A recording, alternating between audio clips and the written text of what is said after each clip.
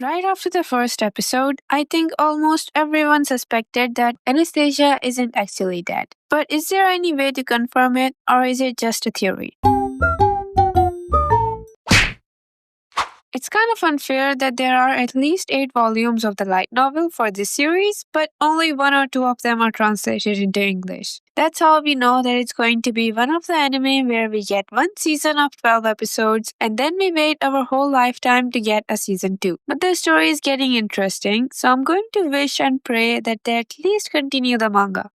Okay, now let's start with the biggest theory of all. Anastasia is still alive. If you've only watched the anime, you saw her carriage go off the cliff and everyone assumed that she was dead. But something felt off, right? Her death was too sudden and too convenient. I mean, if she was supposed to die so early, they shouldn't have given her specific hobbies and a likable character.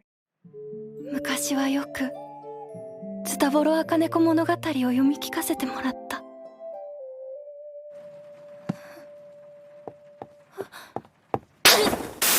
Now, according to the manga spoilers and strong fan theories, Anastasia survives the accident and later returns under a completely new identity, disguised as a boy who works as a dressmaker. Remember how in episode 1 we saw her being so passionate about fashion and design? That wasn't random, it was foreshadowing. Her dream was to make dresses, and now she's living that dream in hiding. But the sad part is that she was abused and harassed on the way. You know how we saw their parents always taking up Anastasia's side and giving her everything perfect? That was just the half truth. They used her, make her feel like a doll, and their grandmother used to be so mean to her. In the later episode, we're going to see Mary having this memory where she is sick and her sister is telling her a story until their grandmother comes into the room and throws Anastasia out. At that point, the story reminded me of Two Perfect Saints because the sisters really didn't hate each other or anything. It was just the parents and the people around them. And I'm pretty sure that Anastasia already planned her escape, but the driver who was assigned to her carriage was the worst. He pushed all her buttons and harassed her until she jumped into the river.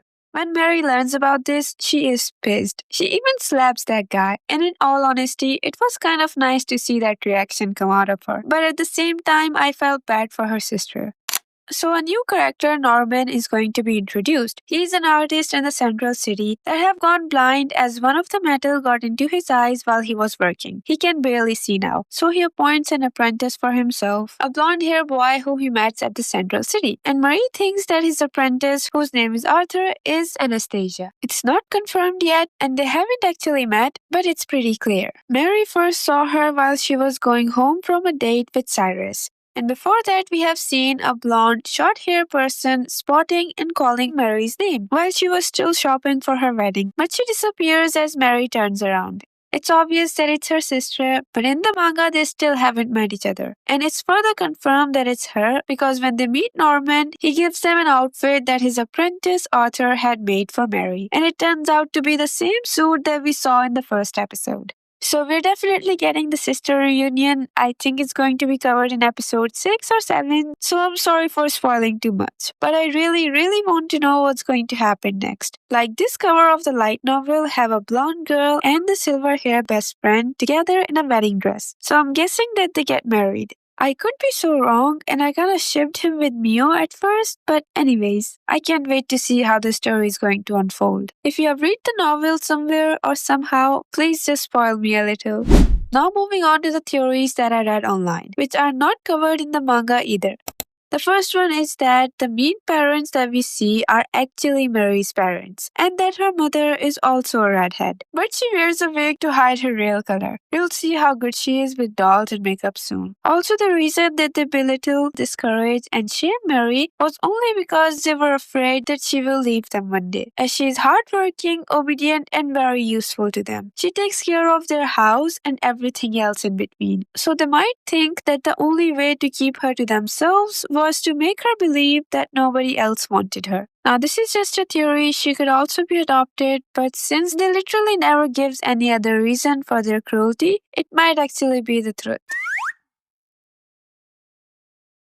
However, after Mary went through years of neglect, it made her incapable of believing someone could actually love her for herself. Even after our green flag main lead clearly explains to her that he mixed up their names, Mary keeps on assuming that he sees her as only a substitute for Anastasia. Her trauma is heartbreaking. She worries constantly about saying or doing the wrong thing. After a lifetime of blame and punishment, she has no confidence at all. And we know that's where her fairy godmother and her mother-in-law comes in. I love both of their characters so much. They are so perfect and so chaotic. There's this one scene in the manga where Cyrus and his mother are just showering Mary with compliments. It's one of my favorite panels. Also, I am a little more curious about Cyrus and his mother's past story, like apart from the one that we have already seen in the anime. So let's see if they're going to include any more of that. Speaking of Cyrus, for some reason he reminds me of Kyo, Junshi, and Tamaki. Like the way he's head over heels for Mary is so lovely to watch. ついに幻覚症状が出たらしい。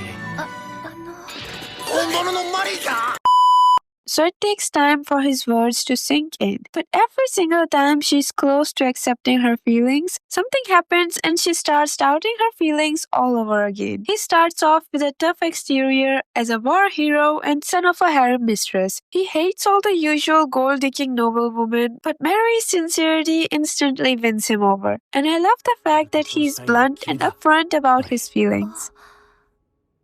光栄でございます。 He repeatedly tells Mary that Anastasia was never his true beloved, that he's always been falling for Mary's kind heart and intelligence. But the problem in their relationship is Mary's trauma. Like when she got to know that Anastasia was alive, one of her thoughts was that he was going to leave her, and she even plans to just walk away from everything, leaving behind others and Cyrus, who plays a huge role in simply spoiling her, partially because he adores her and mostly because he wants her to heal. And I used to love the fact that whenever she doesn't believe him, he doesn't get frustrated or becomes hopeless. He keeps on showering her with attention and presents, hoping that she will eventually believe him someday. But the recent chapters of the manga are kind of going in the negative direction, and I'm sitting here getting frustrated to why she can't believe him and why she can't just accept his feelings.